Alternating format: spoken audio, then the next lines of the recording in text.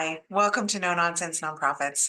I'm Sandy Ray, founder of Sandra E. Ray CPA, where we alleviate financial headaches so you can create a bigger impact. Today, we're going to be talking about the essential documents for every nonprofit board of directors. So just want to start by some basics. What are documents? And documents are just a communication vehicle, whether it be with our own team in a confidential channel or a non-confidential channel, or with it be with outside organizations or outside of our organization in general, public related news releases, press releases, finding about our website, fundraising, anything, public disclosure requirements for governance. I mean, documents do all this for us. They communicate expectations. And we can do this with our policies and our procedures. And by having these documents, we communicate what our risk management tolerance is. Are we willing to take on what kind of risk? And how do we mitigate any risk? And what policies, procedures do we need to implement to do that? Documents also communicate the decisions that the board has made and document the reasons behind those decisions. And of course, we have documents that are transactional support, part of our record keeping system. And all of these documents help us keep our organization's history, which is critically important for long-term organizations. And when, as people turn over, some things seem to get lost. These documents can keep our history of our organization. So now that we know what a document is and what the purpose is, what documents are essential for our organization? And of course, first and foremost are articles of incorporation. Now, articles of incorporation are a state requirement, and each state is going to have a different requirement. But usually they are minimally detailed because it is just so hard to change an article of incorporation. So we can do some amendments, like if we go through a name change or something, but the actual articles are very difficult to change. And we need to make sure that our articles do comply with our state's nonprofit organization requirements. The next group of documents I want to talk about is our bylaws.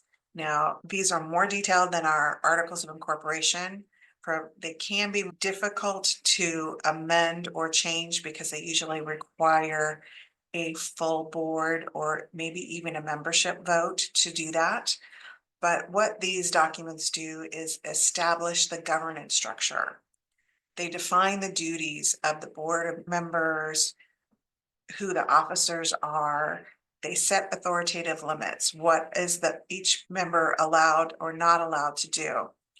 And they set forth some pretty basic operating procedures for the board of directors. How are meetings managed? What kind of vote does it take to make this kind of thing happen? Or is it another vote that takes this kind of thing to happen? What's a quorum? Those kinds of things. And then again, every few years, we need to be looking at these and fine tuning them. For example, 50 years ago, we never thought about allowing for an email vote. So sometimes our documents have to be updated for those kinds of things, but we don't want them to be overly cumbersome because they're, kind of difficult to change. It's not the easiest thing to do. The other set of documents that I want to talk about is our policies. Now, these are set forth by the board of directors and they apply to our organization as a whole. And I'm talking about things like our conflict of interest policy, which is required, other policies that are not required but are good best practices to have, a whistleblower policy, our gift acceptance policy, investments, our internal controls, of course, document retention, we've talked about a few times, executive compensation and how that's determined, and then our personnel policies. As we said, the board sets these policies, but it's the executive director's responsibility in general to make sure that the organization is complying with these policies. And these policies are a supplement to the bylaws. They provide more detail than what the bylaws set forth, and they're usually a little bit easier to update and to change because it requires a board action and not a full-blown membership action. The next set of documents I want to talk about is our board processes or our procedures manuals. Now, these are our standard operating procedures. Generally, they're broken down into different areas, but these are the documents that give that step-by-step detail. This is what we're going to do, and just ingrain those policies and that risk management right into the day-to-day operations of the organization. For example, if your policy is that everything financial, every financial audit is going to require 2 people to work on it, and we're working on that separation of duties, opening the mail may be required to have 2 people do it. One person in the room seeing that the checks are received and logged by the other person. That's just an example of something we can do to help mitigate risk for loss of asset. And so that's just an example of what these procedures can include. Another set of documents will be our board's job descriptions. So this is where we set forth the expectations for all of the board members and what their responsibilities are.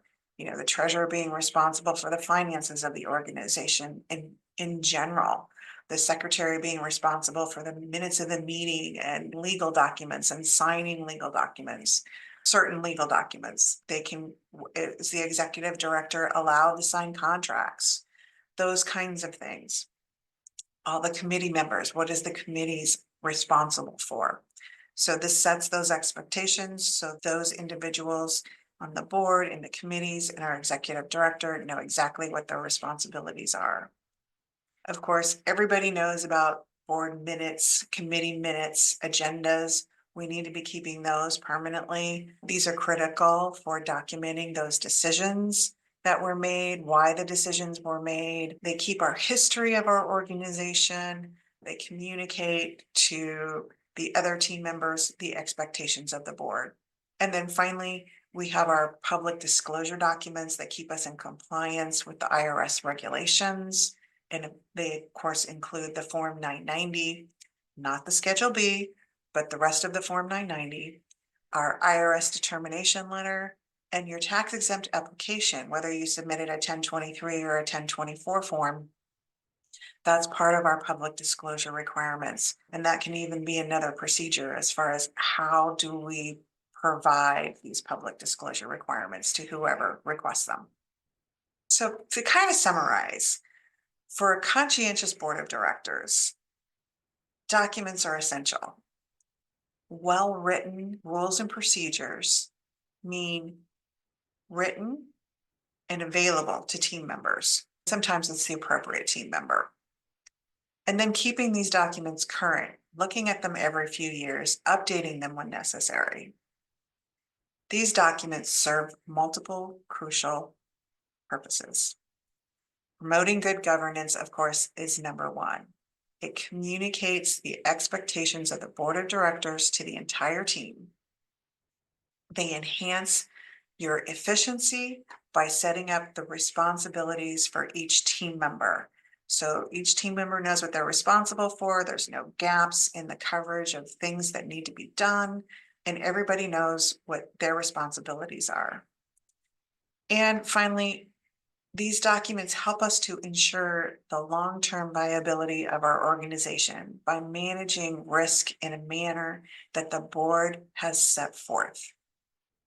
I hope this was helpful for you today. And if you have any questions about this topic or other topics, please let us know in the comment section. And of course, we always appreciate your likes. I want to thank you for joining me today. And remember, creating a bigger impact starts with stopping the nonsense. If you're dealing with nonsense in your nonprofit organization, we'd love to help you cut through the noise.